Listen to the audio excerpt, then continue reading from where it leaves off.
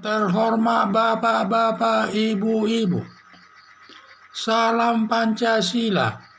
Bapak-bapak, ibu-ibu yang melihat video saya ini, tolong jangan lupa subscribe, like, dan di-share. Sifatnya gratis.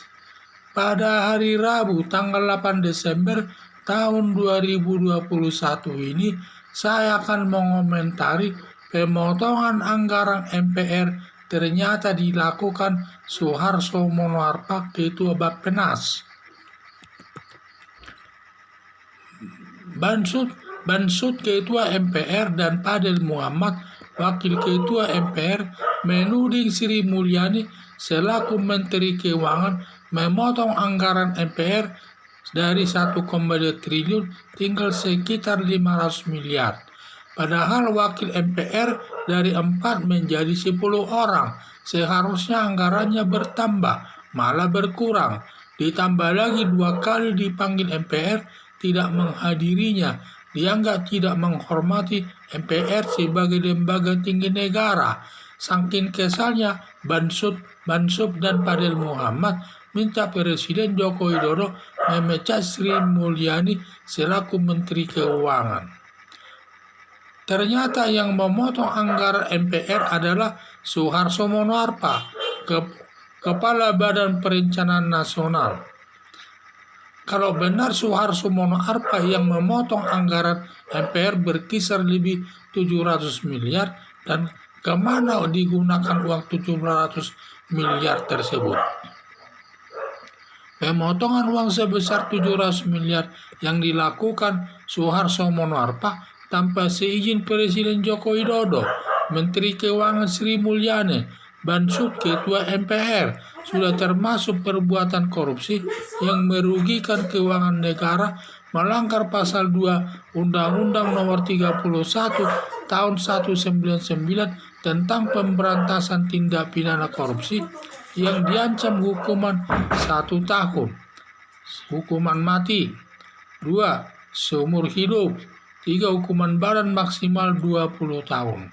Masalah berat ringannya putusan hakim tergantung pertimbangannya.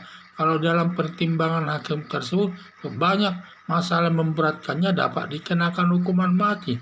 Tetapi kalau dalam pertimbangan hakim tersebut banyak pertimbangan yang meringankan, mungkin dapat dihukum selama 20 tahun atau bahkan 10 tahun dan seterusnya.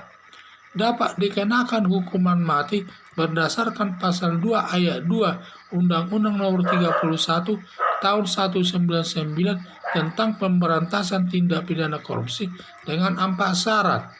Negara dalam keadaan darurat yang dinyatakan dalam undang-undang. Dan juga kalau keadaan darurat itu harus dinyatakan dalam undang-undang, tidak boleh asal dinyatakan keadaan darurat. Sehingga nanti kalau sudah dinyatakan dalam undang-undang, berarti pemerintah bersama DPR berikut bertanggung jawab. Kedua, ada bencana alam.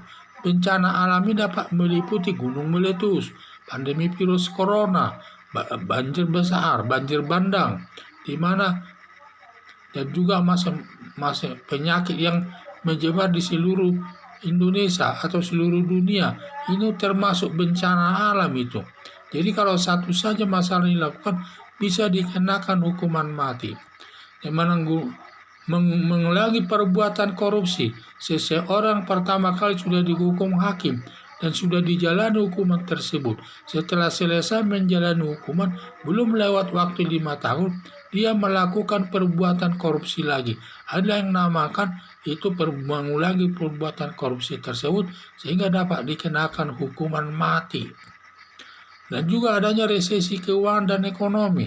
Resesi keuangan ini membayar gaji pegawai pun sudah kesulitan dan ekonominya lesu, malah melakukan korupsi. Di sini dapat dikenakan hukuman mati. Salah satu syarat dari 4 syarat dipenuhi dapat dikenakan hukuman mati. Sekarang ini negara Indonesia dalam kondisi pandemi virus corona, masuk dalam bencana alam, maka dapat yang melakukan perbuatan korupsi dapat dikenakan hukuman mati.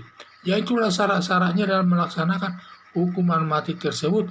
Ada 4 syaratnya, di mana dalam melakukan perbuatan korupsi itu termasuk merugikan keuangan negara sehingga dia melanggar pasal 2 Undang-Undang Nomor 31 Tahun 1999 yang ancaman hukumannya yaitu hukuman mati, 2 hukuman seumur hidup, dan 3 hukuman badan maksimal 20 tahun. Masalah berat ringannya hukuman seseorang itu tergantung daripada pertimbangan hakim. Kalau pertimbangan hakim termasuk yang paling banyak masalah pemberatannya dapat dikenakan hukuman mati. Tetapi kalau banyak yang pertimbangan meringankan dapat dikenakan hukuman badan maksimal 20 tahun atau 10 tahun atau 5 tahun.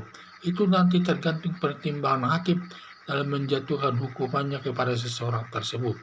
Dan tidak dapat dikenakan hukuman mati, yaitu hukuman mati diatur dalam pasal 2 ayat 2 Undang-Undang Nomor 31 Tahun 1999 tentang pemberantasan tindak pidana korupsi, di mana ada 4 syaratnya untuk dapat menjatuhkan hukuman mati.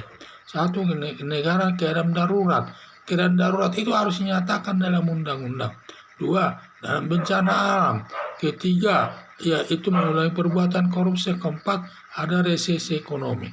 Salah satu syarat itu dipenuhi dapat dikenakan hukuman mati. Negara Indonesia sekarang dalam kondisi pandemi virus corona, maka dapat diterapkan hukuman mati bagi orang yang melakukan perbuatan korupsi. Sekian dan terima kasih.